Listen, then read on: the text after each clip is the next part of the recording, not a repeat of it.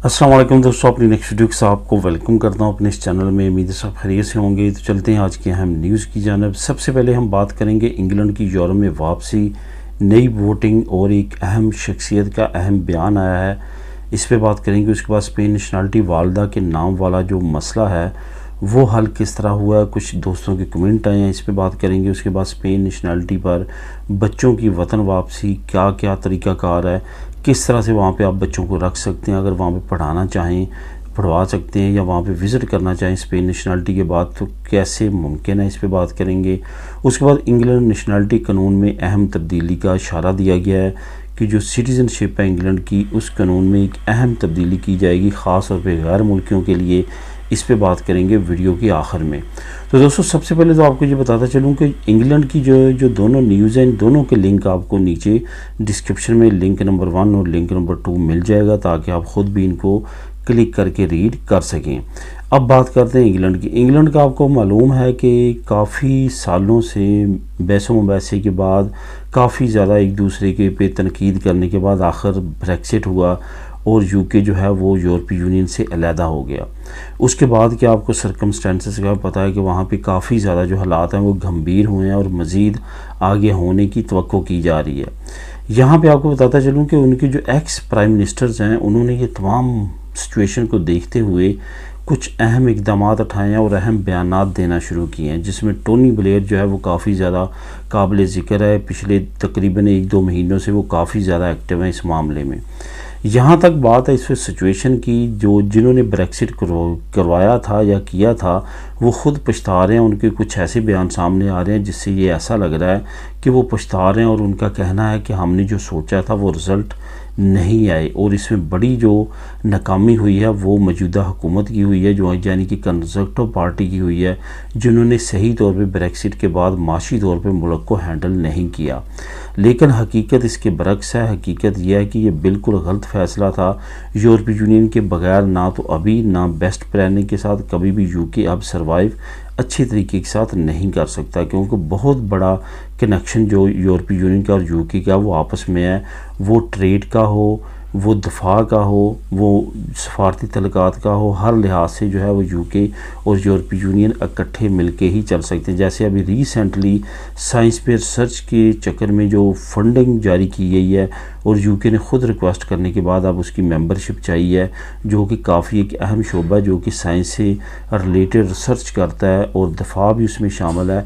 इसके साथ साथ उसमें जो है वो मुवासलाती निज़ाम, जिसमें रडार वगैरह, स्टेलाइट वगैरह वो भी शामिल है।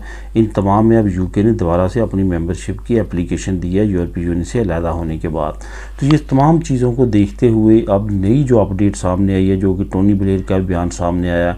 टोनी ब्लेयर ने कहा है कि अनकरीब मैं देख रहा हूँ कि इंग्लैंड दोबारा से यूरोपीय यूनियन का मेंबर मुल्क बन जाएगा, क्योंकि इंग्लैंड का अकेले सर्वाइव करना इतना आसान नहीं है।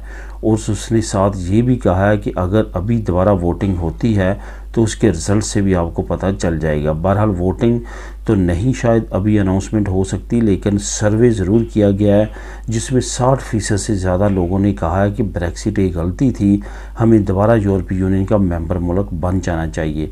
इससे ये साफ ज़ाहिर होता है कि इंग्लैंड फ्यूचर में अनकरीब में या बाद में दोबारा चांसेस हैं कि यूके जो है वो दोबारा से यूरोपीय यूनियन का मेंबर मुल्क बन सकता है, क्योंकि 1 बाय 1 वो लोग जो कि ब्रेक्सिट की फेवर करते थे वो आहिस्ता आहिस्ता ब्रेक्सिट के ख़िलाफ़ होते हुए नज़र आ रहे हैं। अभी तक जो टोनी ब्लेयर की पॉलिसी थी वो यही थी, उसने ना तो इसके बारे में खुल के हिमायत की थी और ना ही मुखालफत की थी, लेकिन अब ब्रेक्सिट की मुखालफत उस तरफ से भी आना शुरू हो चुकी है। इसी तरह एक एक्स प्राइम मिनिस्टर जो यूके के हैं, जॉन मेजर, उनकी जानब से भी इसी तरह की तनकीद चंद महीने पहले सामने आई थी, और उन्होंने भी यही कहा था कि ब्रेक्सिट एक बहुत बड़ी तारीखी गलती है, जिसके बारे में आने वाले वक्त में इंग्लैंड मज़ीद पछताएगा, जो कि एक बड़ा ब्लंडर है बोरिस जॉनसन की तरफ से, कंजर्वेटिव पार्टी की तरफ से। अब देखते हैं इसके मज़ीद रिजल्ट्स क्या निकलते हैं। क्या यूके की हुकूमत इस तरफ सोचती है, दोबारा से वोटिंग करवाती है, या कि इसी तरह से मसले मसाइल में आगे से आगे मुल्क को धकेलती रहती है। वैसे आने वाले नेक्स्ट ईयर में वहाँ पे जनरल इलेक्शन है। जनरल इलेक्शन में जो पार्टी जीतती है, उम्मीद की जाती है कि वो इस बारे में ज़रूर सोचेगी, ख़ास तौर पे अगर लेबर पार्टी हुकूमत में आती है तो उनकी तरफ से इस पर खुल के बात होगी और हो सकता है कि यूके दोबारा जो है वो रेफरेंडम की तरफ जाए और दोबारा से यूरोपीय यूनियन का मेंबर बनने के लिए एप्लीकेशन इनपुट करे। अब बात करते हैं स्पेन नेशनलिटी वालदा के नाम वाला जो मसला है वो किस तरह से हल हुआ है। दोस्तों बहुत सारी रजिस्ट्रो सिविल, ख़ास तौर पे जो रजिस्ट्रो सिविल सेंट्रल मैड्रिड है उसने एक ऑप्शन दिया है कि आप अपनी वालदा का ख़ास तौर पे नाम का आपको मालूम है कि इशू है जिसमें बेगम, बीबी या इस तरह के दूसरे नाम जो हैं वो जब आपके नाम के साथ लग जाते हैं तो उसमें आपका नाम जो है वो भद्दा महसूस होता है, उसमें आपका जिन्स का भी मसला बनता है और काफ़ी आप मजाक का बाइस भी बनते हैं और काफ़ी लोगों के साथ ये मसला है। उसमें रजिस्ट्रो सिविल ने एक ऑप्शन दिया है कि आप अगर सरनेम नहीं यूज़ करना चाहते अपनी वालदा का तो उनका नाम इस्तेमाल कर सकते हैं। फॉर एग्ज़ाम्पल अगर आपकी जो वालदा है उनका नाम है परवीन बीबी, तो पहले मजबूरी थी कि बीबी आप साथ लगवाएंगे या अगर परवीन बेगम है तो बेगम साथ लगवाएंगे, लेकिन अब आप परवीन भी लिखा सकते हैं और इस तरह से दूसरे लोग जितने भी हैं वो अपनी वालदा का सरनेम इस्तेमाल करने की बजाय उनका नाम इस्तेमाल कर सकते हैं, जिससे उनका ये मसला हल हो जाएगा। यहाँ पे एक बात और बताता चलूँ कि एक दोस्त ने कमेंट किया कि मुझसे रजिस्ट्रो सिविल वालों ने वालदा का बर्थ सर्टिफिकेट मांगा है ताकि उनके अपलीदों का और नाम का पता चल सके। आपने इतने बड़े झंझट में नहीं पड़ना, आपने सिंपली कौंसलेट जाना है या एम्बेसी जाना है पाकिस्तान की और वहाँ पे अपना साथ आईडी कार्ड, पासपोर्ट और कोशिश करें कि अगर आपके पास FRC और फैमिली रजिस्ट्रेशन सर्टिफिकेट जो नादरा से निकल आता है वो आपका भाई, ब्रदर, आपका कोई वालद कोई भी निकलवा सकता है पाकिस्तान से, उनसे निकलवा के उनसे व्हाट्सएप करवा ले, उसका प्रिंट निकलवा ले और वो भी साथ कौंसलेट या एम्बेसी ले जाए और उनको कहो कि हमारी वालदैन का अपलीद और लेटर बना दें, तो वो वहाँ पे आपको एक लेटर बना देंगे और वहाँ पे लिख देंगे इस बंदे के वालिद का नाम और सरनेम क्या है और इस बंदे की वालदा और वालदा का सरनेम क्या है, और वहाँ पे वो तस्दीक कर देंगे। वो पेपर जो है वो एक्सेप्टेबल है रजिस्ट्रो सिविल की तरफ से, उसमें आपसे बर्थ सर्टिफिकेट नहीं मांगा जाएगा। इस पे अगर आप अमल करेंगे तो जो बर्थ सर्टिफिकेट वाला जो मसला है ये हल हो जाएगा। आप बात करते हैं कि स्पेन नेशनलिटी पर बच्चों की वतन वापसी। अगर तो आपने बच्चों का अंदराज करवाया, बहुत सारी फैमिलीज़ ऐसी हैं वो जब यहाँ पे बच्चा पैदा होता है उनका पाकिस्तान में अंदराज ही नहीं करवाते, उनके पास नेशनलिटी होती है, वो डायरेक्ट उनको नेशनलिटी दिलवा देते हैं। लेकिन मेरा मशवरा माने ऐसा ना किया करें, आप लाजमी तौर पे वहाँ के डॉक्यूमेंट भी लेने की कोशिश किया करें ताकि आपको आने वाले वक्त में कभी भी उसकी ज़रूरत पड़ सकती है।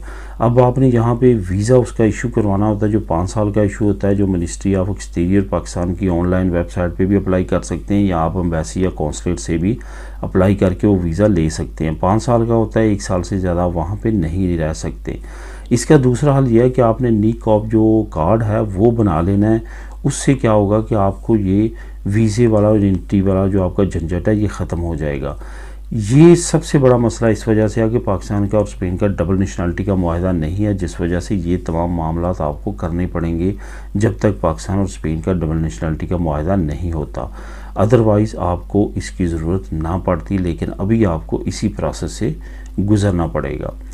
अब दोस्तों आखिर में बात करते हैं कि इंग्लैंड नेशनलिटी के कानून में क्या अहम तब्दीली करने जा रहा है। जो इस वक्त होम सेक्रेटरी हैं इंग्लैंड की, उनकी तरफ से ये बयान सामने आया है कि मैं एक ऐसा कानून मुतारफ़ करवाने जा रही हूँ जिसके तहत कोई भी क्रिमिनल जो भी उसने कोई जुर्म किया हो वो यूके की नेशनलिटी ले ही नहीं सकेगा। ये याद रखें कि पहले इन्होंने कानून पास किया था कि अगर कोई यूके की नेशनलिटी रखने वाला कोई बड़ा क्राइम करता है तो उसकी नेशनलिटी छीन ली जाएगी, लेकिन अब ये कानून मुतारफ़ करवाने जा रहे हैं कि कोई भी क्रिमिनल जो किसी जुर्म में कोई क्राइम में मुलव्वस होगा तो वो नेशनलिटी ही नहीं ले सकेगा, अप्लाई ही नहीं कर सकेगा। तो काफ़ी अहम कानून है, इसकी ज़द में काफ़ी लोग आ सकते हैं। इस वजह से क्राइम से रिलेटेड यूके में आने वाले वक्त में मज़ीद सख्तियाँ हो सकती हैं। इसका दोस्तों भी लिंक आपको नीचे डिस्क्रिप्शन में लिंक नंबर 2 मिल जाएगा, आप इसको क्लिक करके ख़ुद भी रीड कर सकेंगे। तो ये थी आज की अहम न्यूज़ और इन्फॉर्मेशन। इससे रिलेटेड अगर आपके ज़हन में कोई क्वेश्चन हो तो आप नीचे कमेंट करके मुझसे पूछ सकते हैं।